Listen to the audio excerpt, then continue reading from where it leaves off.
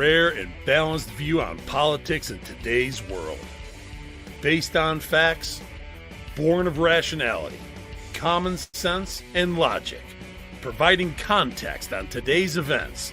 This is American Perspective with Rick Thomas.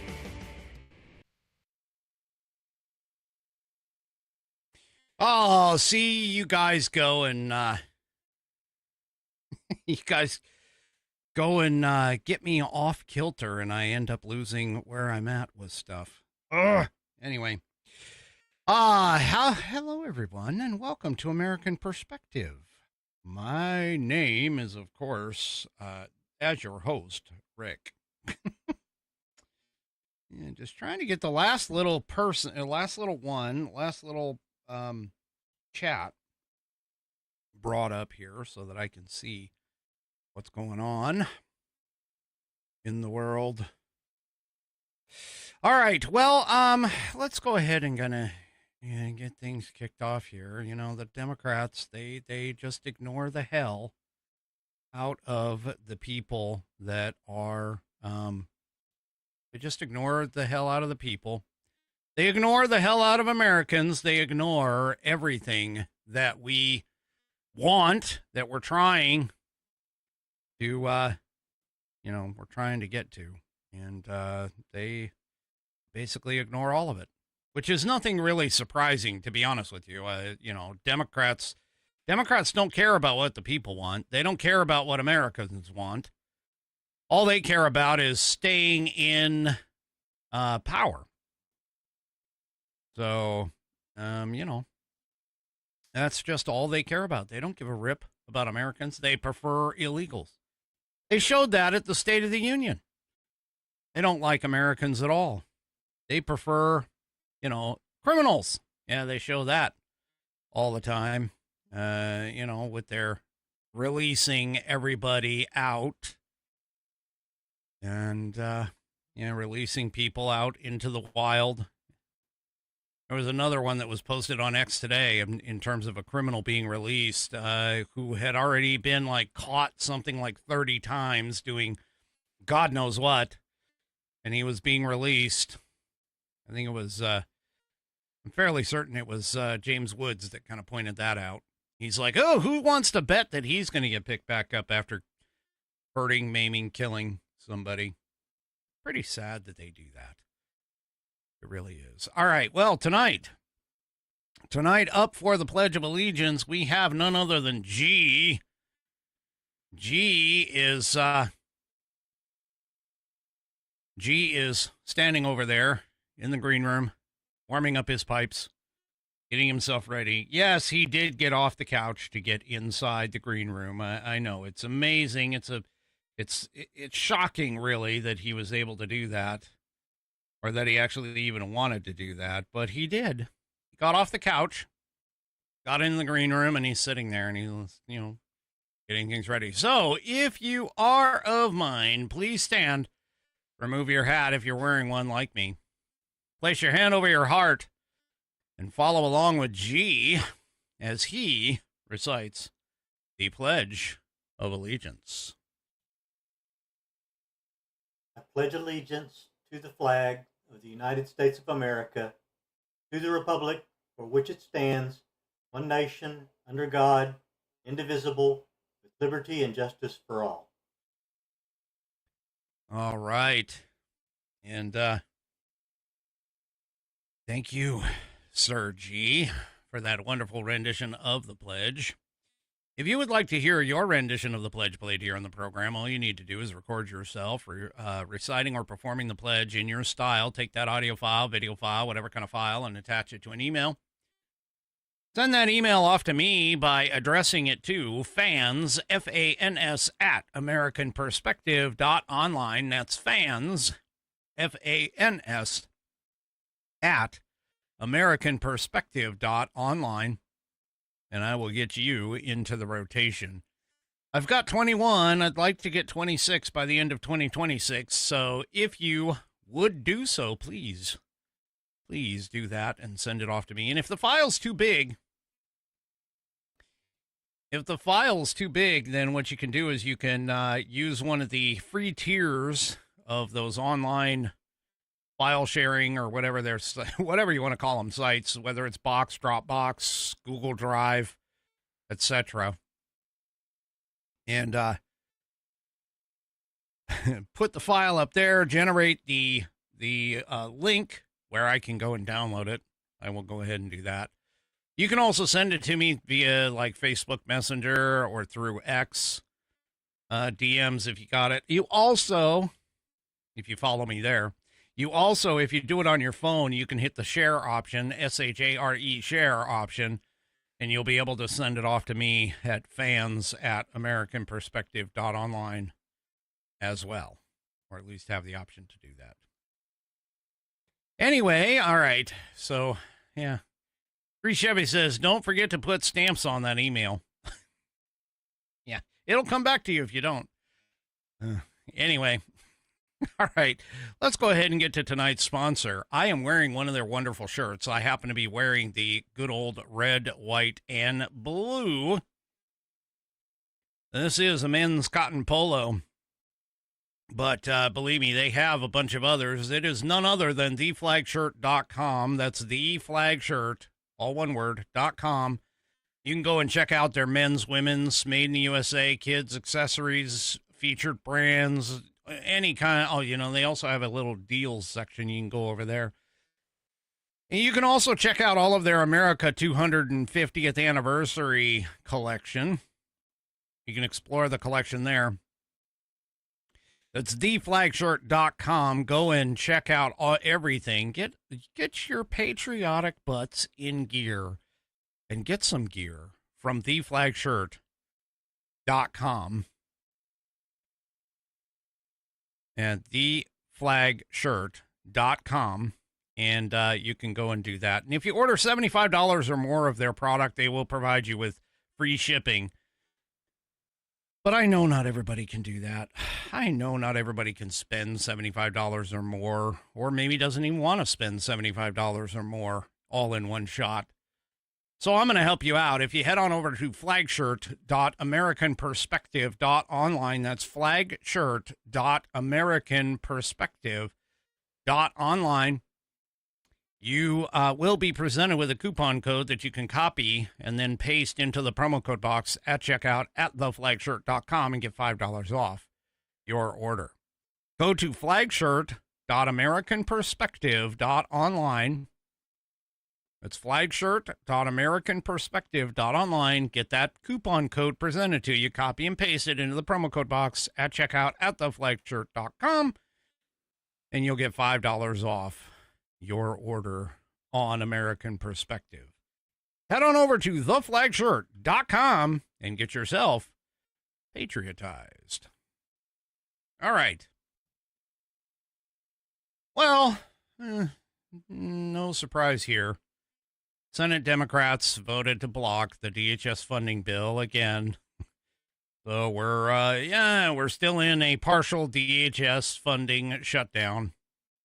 They blocked a Republican-backed bill to fund the Department of Homeland Security through the end of fiscal 2026, extending the agency's shutdown into a fourth week as these partisan divisions over immigration enforcement continue to stall negotiations.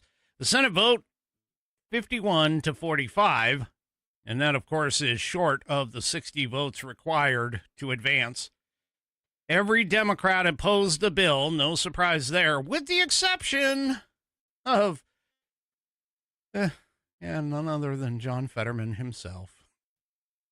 I swear, that guy really, he should just become an independent, really. He's been ripping on the Democrats quite a bit over this thing with Iran and everything. And I don't know what happened to him, but man, he's a lot more old style Democrat than, well, pretty much even the older old style Democrats have been.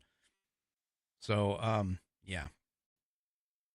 Anyway, Republicans had urged Democrats to approve the funding, arguing that the recent conflict with Iran has heightened threats to the U.S. homeland and increased the urgency of restoring DHS operations.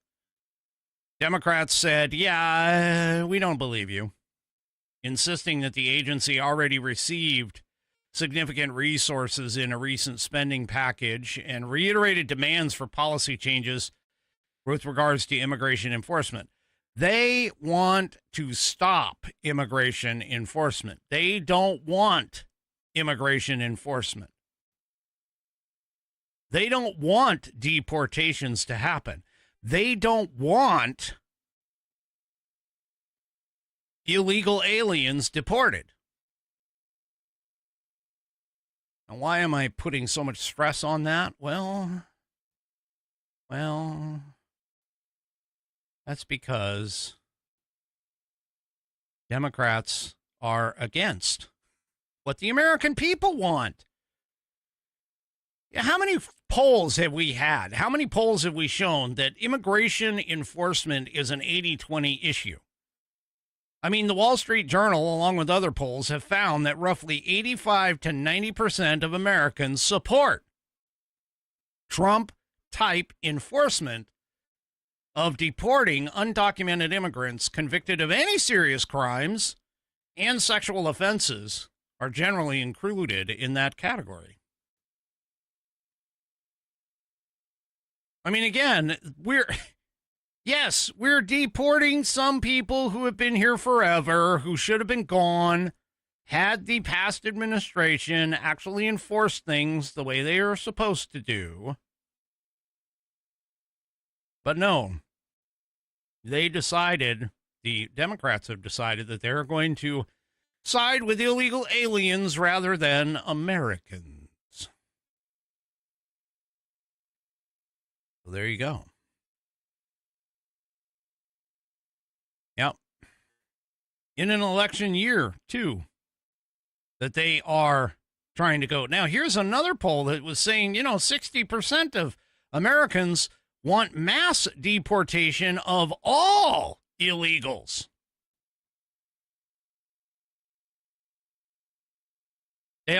Americans are also saying, you know what? We don't even want amnesty for these folks. And Democrats are just tuning out. Well, that's because they're listening to their sycophantic, moronic, leftist, lunatic base. This is in a new Harvard-Harris poll that was taken between the 26th and 28th that surveyed just under 2,000 registered voters, showed that 57% of Americans want not just the worst of the worst, they want all illegals removed. 57%, yeah, that also includes 54% of independents and, of course, 79% of Republicans. Only 35% of Democrats said that they want all illegal aliens removed. Yeah. I mean, this should be no surprise to anybody who's actually listened to any kind of Democrat, anywhere. Doesn't matter whether it's a local level, state level, national level. None of it makes any difference. None of it makes any difference.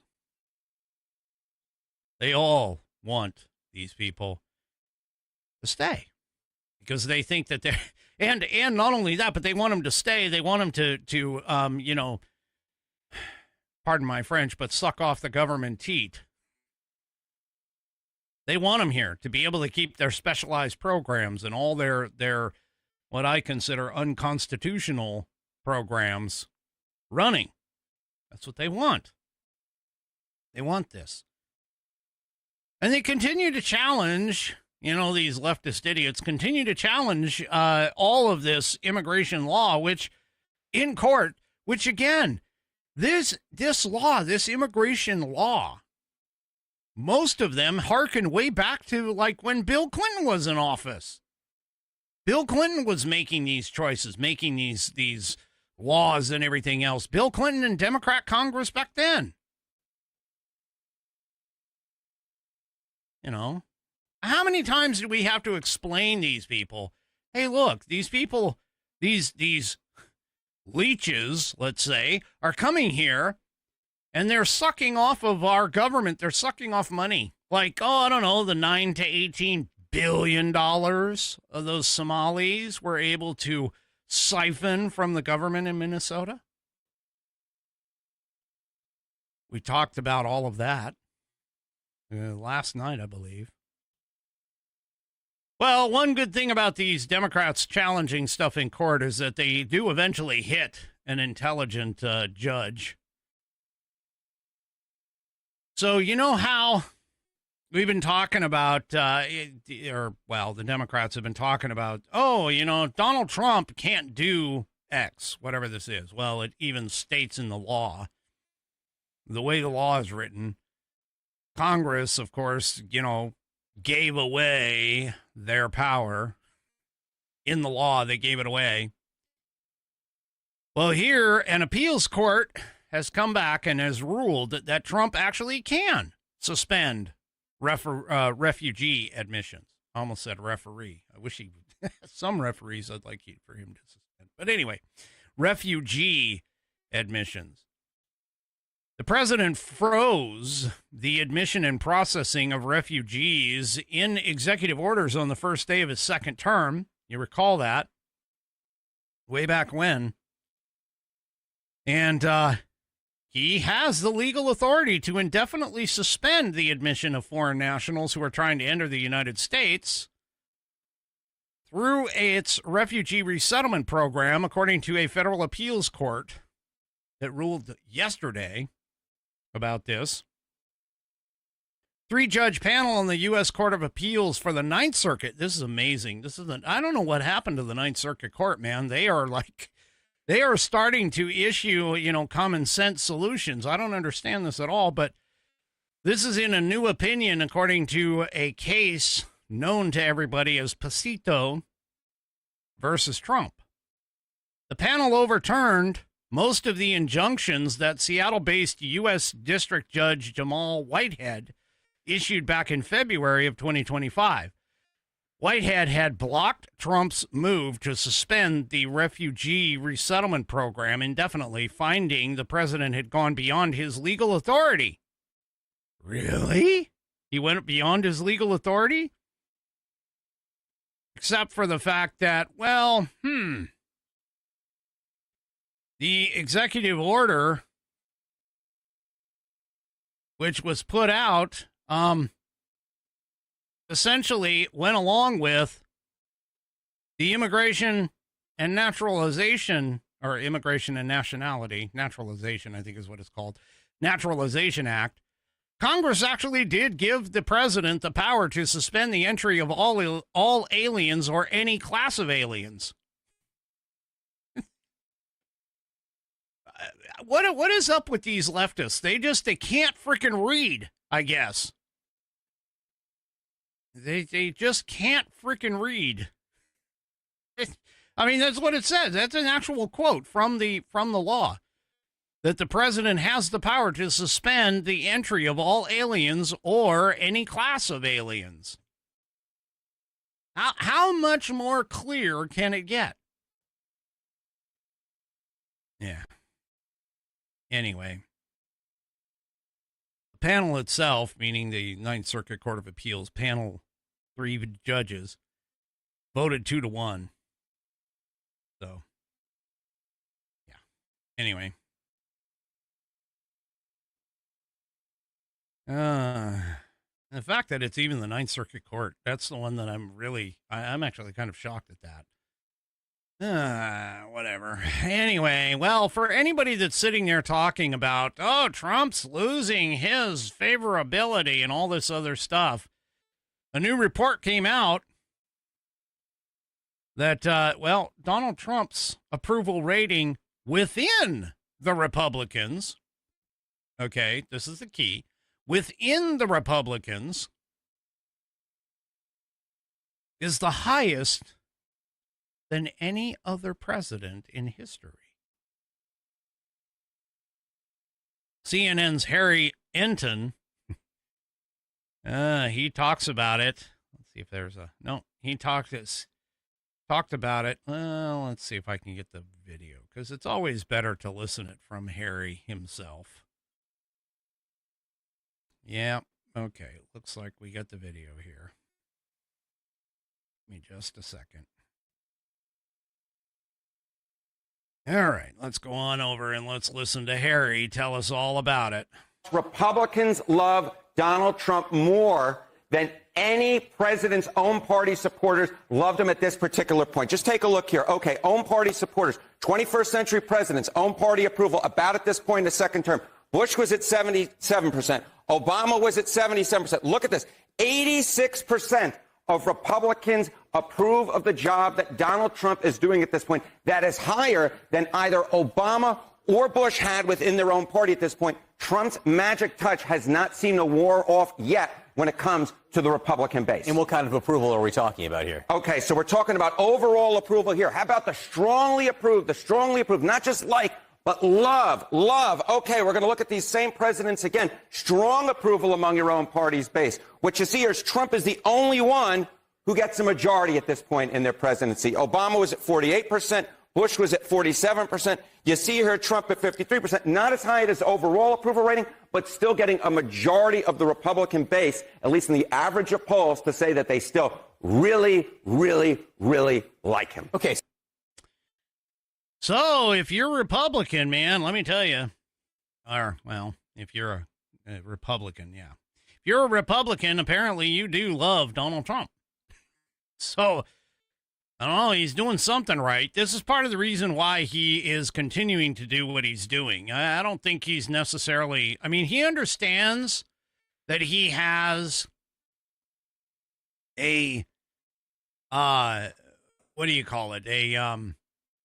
He has a plurality of Americans on specific issues, but he also understands, too, that, yeah, he's got his base. The people that voted for him, the people that put him in there, they're the ones that he is, impressing. Well, in terms of impressing, there's, impressive, not impressive, but impressing on everybody. We have all been talking about the economy.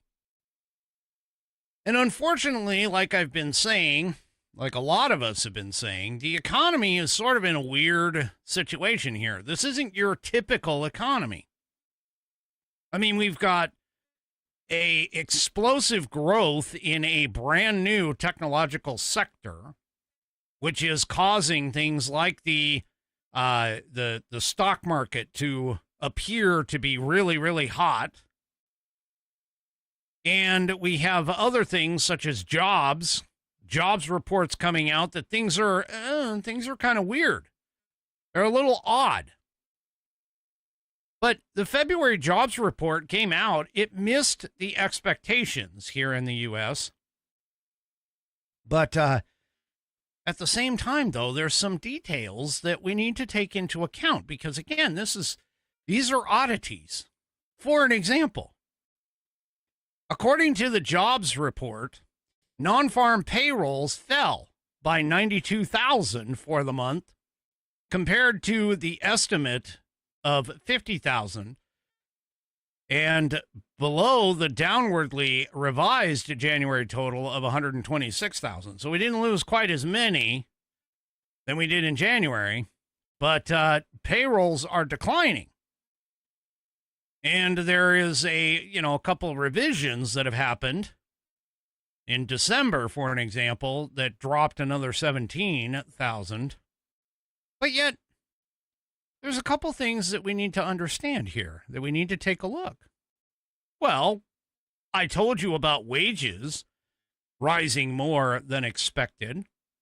Average hourly earnings increased 0.4% for the month and 3.8% from a year ago. But there's also some other context, too. And that is that even though we lost 92,000 jobs and that it was bigger than what was expected, the data actually shows that foreign-born workers, which, as you recall, The 4 years of Joe Biden's presidency were foreign-born workers were increasing like crazy and American-born workers were not getting the jobs. This data demonstrates that foreign-born workers have lost 519,000 jobs over the last year, while native-born workers have actually gained 128,000 jobs. We also have seen that government employment has decreased 10,000 people in February and is down a total of 330,000 or 11% since reaching a peak back in October of 2024. So the American people are gaining, the government is shrinking, and foreign-born workers are shrinking as well. So this is kind of interesting. And Elise Austenbaugh, who is the head of investment strategy at JP Morgan Wealth Management, says there are a handful of things that may have distorted February's data. Winter storms may have explained a weakness in construction, for example. Nursing strikes may have dragged on in healthcare. So, regardless of that, she did say, well, the pace of job gains over the last few months is still dramatically slower than it was in 2024 and much of 2025. This is going to make it harder for the Fed to sell the labor market stabilization narrative that's been used to justify patience on further rate cuts. Add higher oil prices given the conflict in the Middle East and renewed tariff uncertainty to the convoluted jobs market story, and you have a tricky, stagflationary mix of risks in the backdrop for the Fed. So, yeah. But even so, there are some experts who are saying, no time to panic. This isn't time to panic right now. Because these numbers are a little, well, let's find out. What's going to happen, right, is that the variability in the data will be apparent to folks. And so what's going to happen, I think, is that there'll be some anxiety that another number like this or two or three numbers like this is ahead for us. But we really don't believe that because, as you and I have discussed, like every other indicator is consistent with very strong GDP growth right now. And so this really is an outlier number. There you go. Every other indicator is showing strong GDP growth. This is an outlier. So, yeah. Like I said, it's kind of odd because tariffs haven't been used in this way. We've had a lot of different ways that things are going, Yeah. Things are changing. We have AI. AI is taking over in a lot of cases. There's a lot of companies that are investing in AI that are letting people go. And that's just a start when you sit here and talk about these kinds of things. So I wouldn't necessarily get too super excited about the jobs numbers and get all upset or feel upset about it, although the left is absolutely going to, go and talk about that. But they just need to understand that we're in a very strange period in time. And so things are going to get, kind of interesting, let's say. All right, before I move on to my next topic, let's talk about my favorite elixir in the morning. Bum, bum, bum, bum, bum. That's right, coffee. Coffee. I drink out of a 16-ounce mug. You've seen it. I've shown it to you before. It says, Father like no other. Gift from my kids. Love it. Every single morning I get that cup. And if you still haven't tried 1775 coffee, now is your shot. The 1775 starter kit just dropped. There's a small number of units available. In each kit, you're getting the bold dark roast that hits hard, the smooth medium roast, and the Vitality mushroom coffee for clean energy and laser focus with no crash. All of these coffees are single origin, small batch, toxin-free, and mold-free. Plus, You'll also be receiving a gold spoon clip because freedom isn't scooped with plastic. You'll be receiving a frother that is strong enough to stir up not only your coffee, but your mother-in-law's opinions, as well as a black 1775 tumbler. It's $170 worth of coffee and gear, yours for just $99. This is for the ones who have been watching 1775 coffee blow up on Rumble and wondering if it's actually worth it. Spoiler alert, it is. Go to the numbers 1775, the word coffee, all together, all one word, 1775coffee.com/studio. Grab your starter kit before they're gone. That's 1775coffee.com/studio. That / is the question mark key. /studio, STUDIO. Grab your starter kit. Bold beans, clean fuel, and a morning routine that stands for something, just like Rumble does. Go to 1775coffee.com /studio and grab your starter kit today. All righty. Well, we have some interesting opinions that are coming out. We have some interesting opinions and things that are coming out that are starting to show up about this Iraq war, not Iraq war, Iran conflict. I'm so used to the Iraq war because I'm far enough back to remember it. But anyway, and it's sort of interesting. CNN actually does still platform people who don't have the same opinions as many of these others. But this particular gentleman, I got a couple video clips here. This particular gentleman sort of, he catches the host off guard in this first one. And it's sort of interesting how he makes the correct claim of some connections that the left has been ignoring. Let's go ahead and take a listen to him. What happened with President Obama, I'll just say this very quickly, and I was in the State Department in the 2000s when we implored the Bush administration not to restrict the engagement with Iran simply to the nuclear file. What happened with President Obama is that, for better or worse, and I'm not going to litigate that here, he decided that given the four big problems that have always been on American objectives with Iran, that is enrichment, ballistic missiles, proxies, and democracy inside Iran, that he would put all the last three aside and focus only on the nuclear deal. Now, I'm not going to say that was good or bad. I don't think it was a great idea, but what we have seen, and this is also maybe controversial, and I think a lot of my liberal friends are going to hate me for this. Don't point to me. But okay, I know. I didn't point to you. Is that, unfortunately, you can draw a straight line from the 2015 nuclear deal to October 7th. Iran... I'd love to hear that from some administration officials. That leveling with the American people, what you're saying, these thoughtful comments... Well, I think that what the Trump administration We do have to go to a break here. Okay.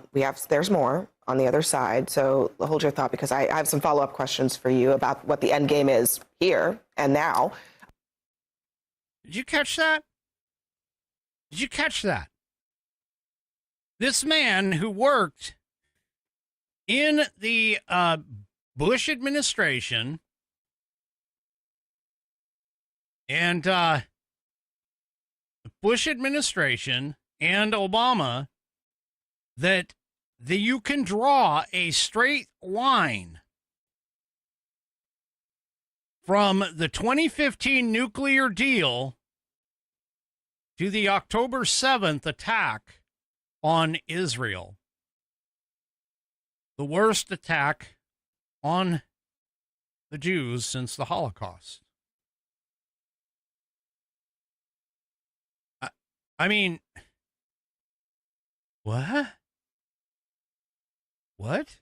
You can make that draw? You can draw that line? Wow. Well, he wasn't done, because he actually even continued with this believe me, the panel was, well, they were about done with him once he got done saying this. So let's go ahead and take a listen to this. They want to be able to. As I mentioned, we can't. I don't think so. The brutality. My experience has shown that there is a situation, unfortunately, where the balance of forces inside a country are so skewed against the people who are unarmed, who are disorganized. In other words, they don't have access to political parties. They don't have access to newspapers. They don't have the ability to organize or mobilize. They are so weak in relation to this the regime that they really cannot dodge it. Can I just say something about war? I mean, I think it's very interesting. The parsing of the language. Well, the question. I mean, I know this may sound controversial, and among my friends, some of them is controversial. That's okay. But I think that a lot of commentary is missing, perhaps, the big picture. I agree. And there is a big picture here, and perhaps to simplify it, I would put it this way. I don't think it's right to say that President Trump has started a war with Iran. I think President Trump wants to finish a war that Iran started in 1979, 47 years ago. And these aren't just words. Let me just tell you an anecdote. In the 2003, 2004, when I was there in Iran working on projects at a very high level, I was talking with deputy ministers, I was talking with, going back and forth, and I was in the foreign ministry in Tehran, where I met someone who was very senior, and he was semi-sympathetic with the projects we were doing. But as I was leaving, he looked me in the eye, and he said, "You as an Iranian American, I want you to know something and listen very carefully." He said, "We in this building," and what he meant is the foreign ministry, which meant representing the government, which means representing the regime. He said, "We believe we are at war with the United States." He said at that time, "It's a Cold War, but it's a war nonetheless." Did you catch that? Did you catch that? I don't understand where these leftists get off thinking that, Donald Trump just started this. No, Donald Trump is the only president who's really had the balls to finish it.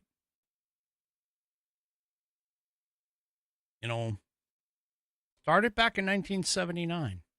This was a war. And it's been going on for 47 years.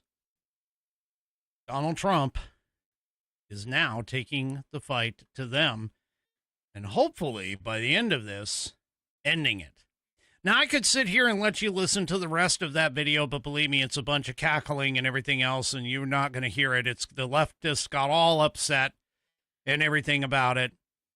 The leftists got all upset and were freaking out and so on and so forth. So, whatever. Anyway, so there you go. Well, if you ever want to find out what side the Democrats are on, all you have to do is do things like what Trump did in the State of the Union and just flat out ask them. Because 90% of the time, they will have zero idea how to defend against that. They'll kind of look at you and they'll act like a chicken and they'll be like, and have no idea what's going on.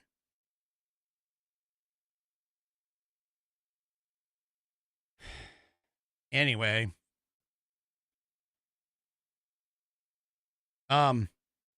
sometimes it comes that asking them comes into an actual vote. Well, there was a House measure that was put forth yesterday. Now, keep in mind, it was a non-binding House measure, but it was a House measure that was designed to declare Iran a state sponsor of terror. Now, keep in mind, Iran's already been designated a terrorist organization. Iran has already been designated a terrorist enemy of the United States. We've already known this. And, anyway, no surprise, but 53 Democrats, 53 exactly Democrats, voted against calling Iran a terror state. What was it? A state sponsor of terror. So dozens of Democrats voted against a non-binding resolution in the House that reaffirms Iran as the largest state sponsor of terrorism. The resolution was put forward by Representative Brian Mast, a Republican from Florida, and it was passed 372 to 53 yesterday, with all of those voting no being Democrats. Yeah. Of course, the usual suspects are the ones that voted against it, such as, you guys are going to know these names, AOC, Ilhan Omar, Ayanna Pressley, and Rashida Tlaib. The resolution stated that the Islamic Republic of Iran remains the world's largest state sponsor of terrorism and provides substantial financial and military support to groups including Hezbollah, Hamas, and the Houthis. Yep. It also added that Iran poses a direct and persistent threat to the United States and is responsible for the deaths of hundreds of American citizens, citing the Pentagon as saying that Iranian-backed proxy militias are responsible for the deaths of at least 603 U.S. service members in Iraq, roughly 1 in every 6 American combat fatalities.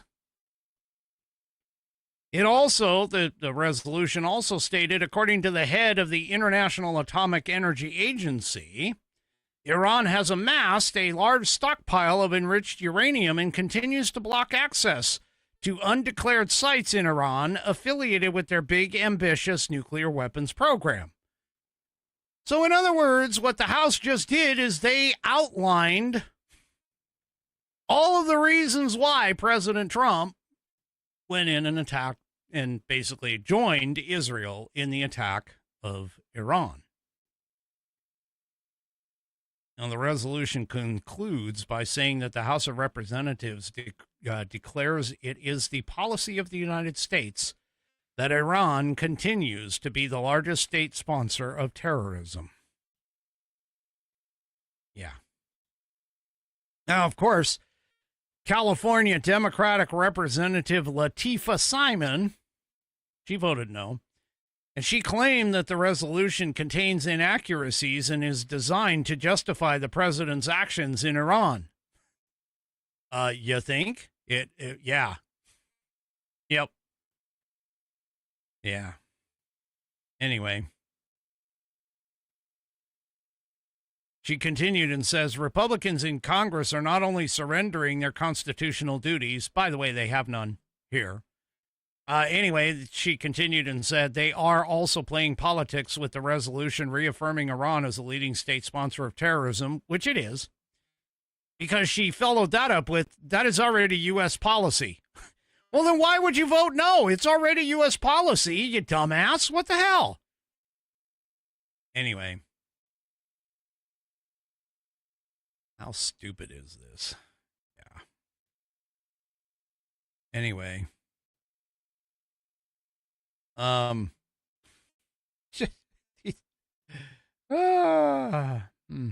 Hey, wow. Here in the thing, I'm actually kind of surprised about this. Representative Adam Smith, who is a Democrat from Washington. That guy.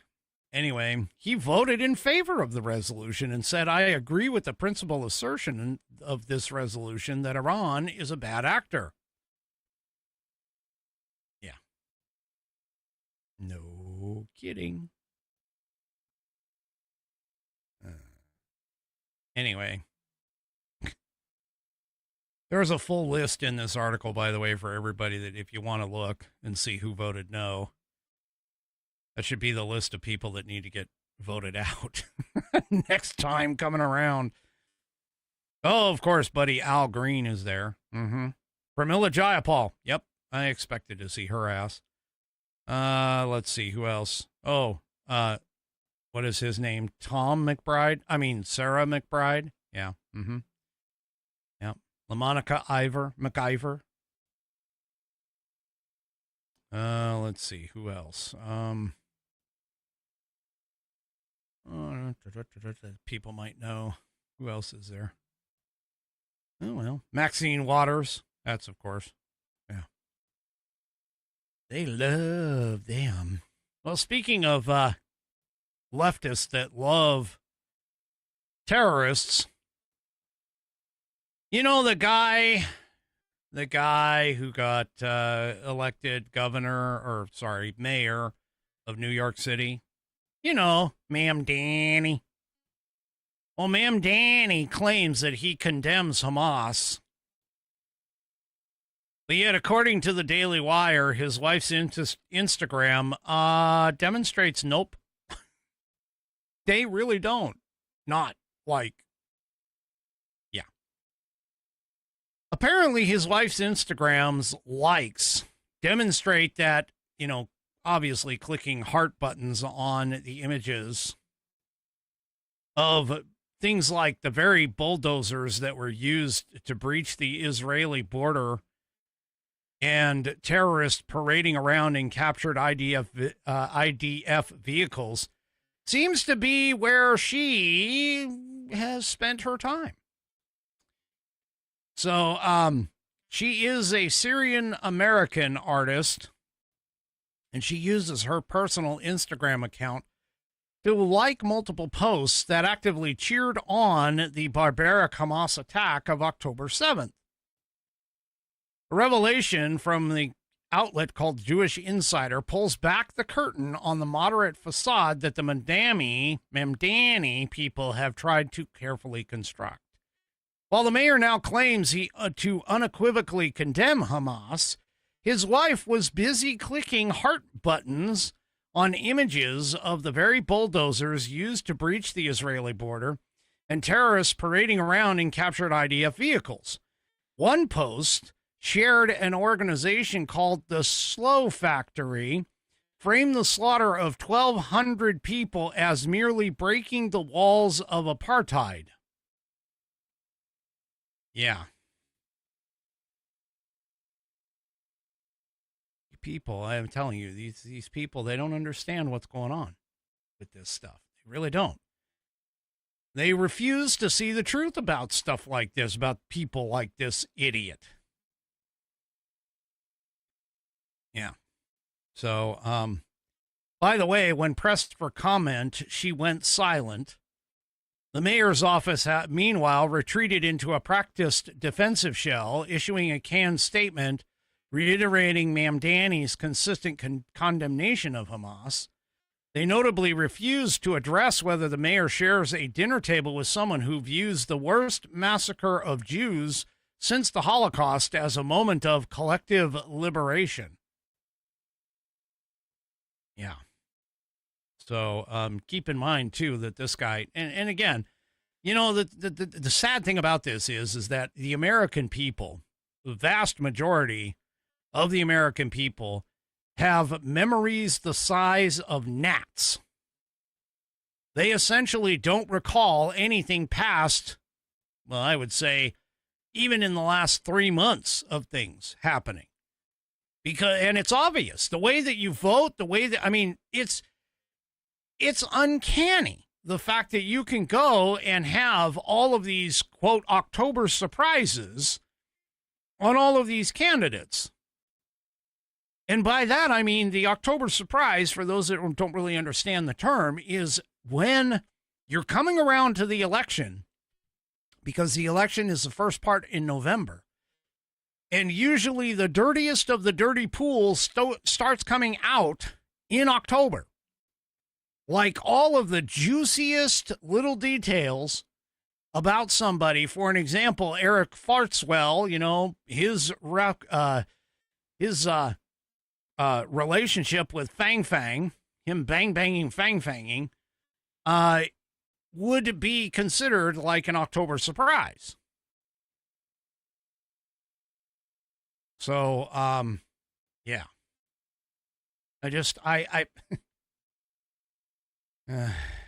On the second anniversary of the October 7th massacre, Mamdani posted a statement to his X account condemning Israel for perpetuating genocide in Gaza, which it wasn't, still isn't, citing fatality numbers from the Hamas-run Gaza Health Ministry, again believing Hamas. Writing, in the aftermath of that day, Prime Minister Netanyahu and the Israeli government launched a genocide award. You know, what is it about these people who sit here and think that October 7th, who was the aggressor? Who the hell was the aggressor on October 7th? October 6th was pretty peaceful, if you ask me. Who's the one that rammed the bulldozers through the fence? Who's the one that went into the other territory? Who is the aggressor here, people? And yet they sit here and talk about, they launched a genocide. 1,200 Israelis died that day. And yet it's a genocide against the Gazans?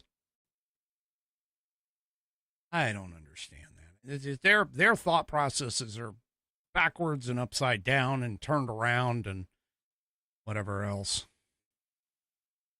Well, thankfully, there is, even though there are a lot of people who are talking about people getting elected down in Texas, like Tallarico, who's a freaking moron, and Jasmine Crockett were even considered in Texas. Thankfully, well, Texas does have some sense. And I'm not trying to insult anybody, because I know a lot of Texans. I have a couple Texan, Whiskey Warrior P1s.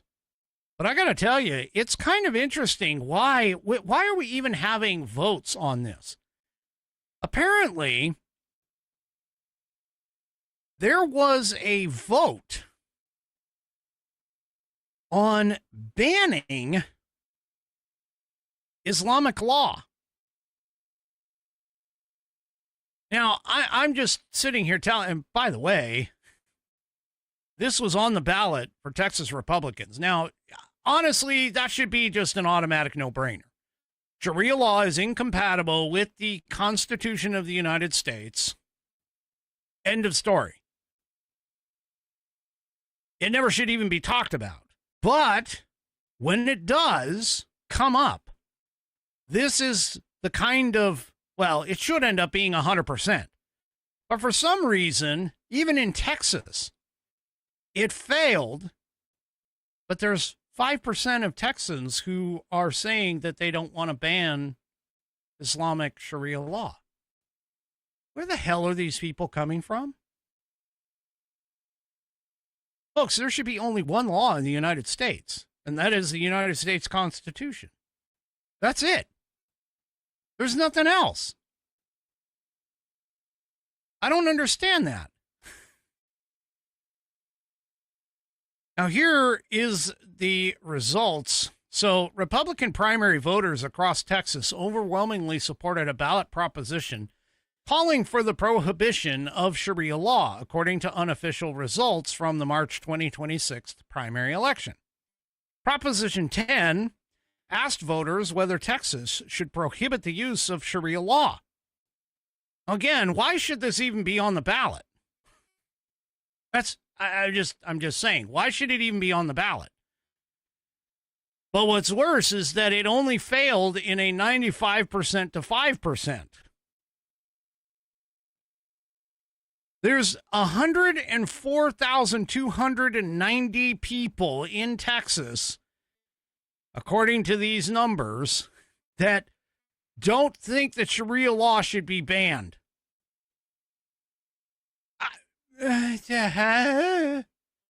Huh?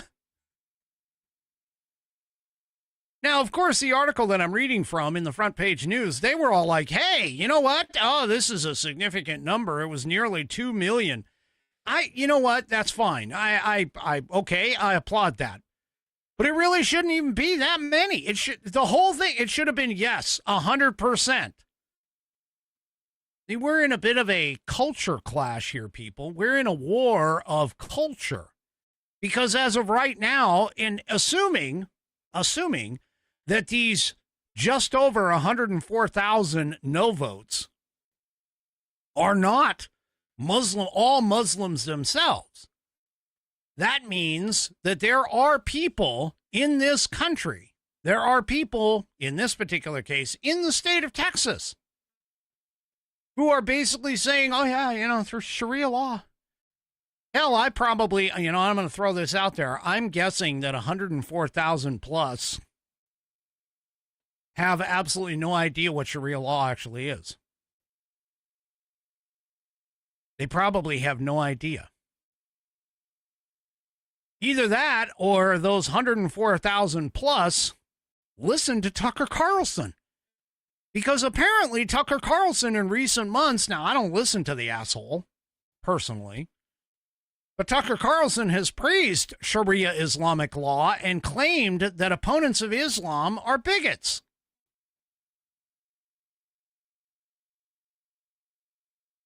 He was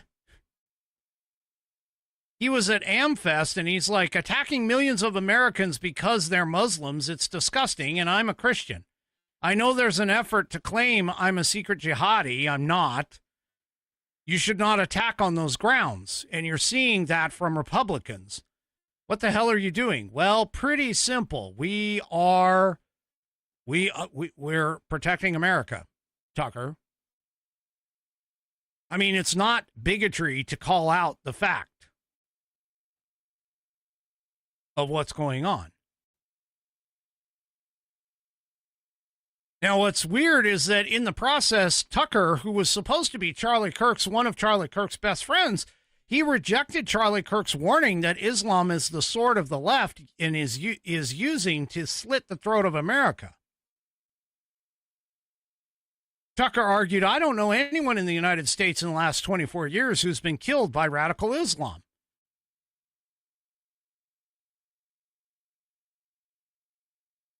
What? Really?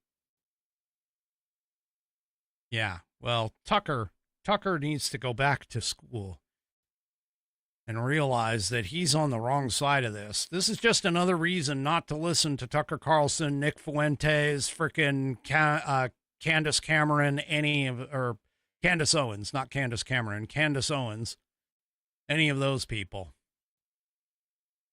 Yeah. Anyway. All right. In the final seconds, I've got nothing but Gavin Newsom, hair gel himself, who spoke a bit of truth. And it's not quite what you expect.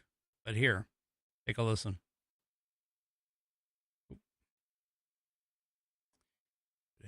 Queued up better. Anyway. It's about registration. It's about who gets to vote, who doesn't get to vote. Sorry, let me back this up so you guys can hear the whole thing. What's the SAVE Act? That's not about ID. It's about registration. It's about who gets to vote, who doesn't get to vote. They are not screwing around. We will lose this country.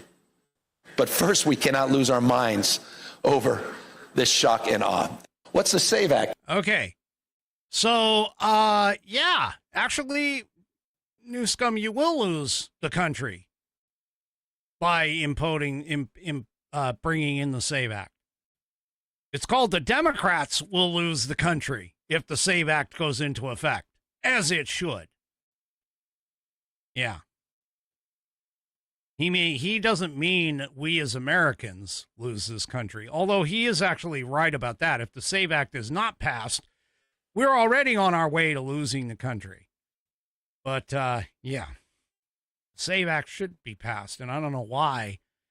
I don't know why they're like, I don't know why they're holding back on this. Again, it's an 80-20 thing. Alrighty, folks, that is it for me for this evening. Do me a favor, if you haven't already, head on over to rumble.com, get yourself an account. It is free. And once you are signed up and signed in, make sure that you search up the American Perspective channel and hit that green follow button to get notified every time that I go live. Also, too, don't forget, on your way out, hit those thumbs up, thumbs downs, or, in the case of 3 Chevy, thumbs sideways, across all of my platforms, whether it's X, YouTube, Facebook, or, of course, the aforementioned Rumble. We will see you tomorrow night, 1 hour later, 6 p.m. Pacific, 9 p.m. Eastern Time, right here on American Perspective. Have a great rest of your evening, and good night, everybody.